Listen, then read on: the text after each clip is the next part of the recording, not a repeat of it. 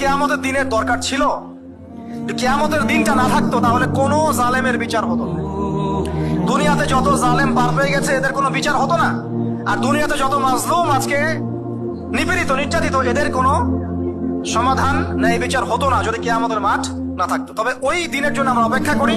ওই দিন সবকিছুর ফয়সালা হয়ে যাবে ইনশাআল্লাহু আযজা ওয়া জাল। কিভাবে হবে? নবী সাল্লাল্লাহু আলাইহি ওয়াসাল্লাম বলেছেন, একটা শিংওয়ালা ছাগল একটা শিং ছাড়া ছাগলকে যদি অন্যায়ভাবে কুতা দিয়ে থাকে, এক্সাম্পল দিচ্ছেন তিনি, তাহলে আল্লাহ রাব্বুল আলামিন কিয়ামতের মাঠে ওই শিংহীন ছাগলকে শিং দিবেন, দিয়ে বলবেন তুমি গুঁতো দিয়ে ওর কাছ থেকে প্রতিশোধ নিয়ে নাও। ন্যায় বিচার কেমন হবে বোঝানোর জন্য এই এক্সাম্পলটা দেওয়া হয়েছে। বহু মানুষ দেখবেন যারা এখানে অনেক বড় বড় পদে ছিল, বড় বড় কর্তৃত্ব ক্ষমতা ছিল, কিয়ামতের মাঠে এতটুকু থাকে পিঁপড়ার মতো। স্পষ্ট